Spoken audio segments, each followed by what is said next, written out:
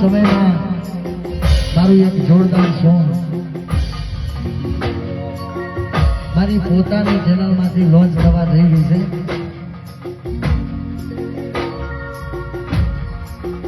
વર્ષો જૂનો પ્યાર બીજા હારે જોયો, ઘણા સમય પછી આ વખત ધમાકો કરવાનો છે.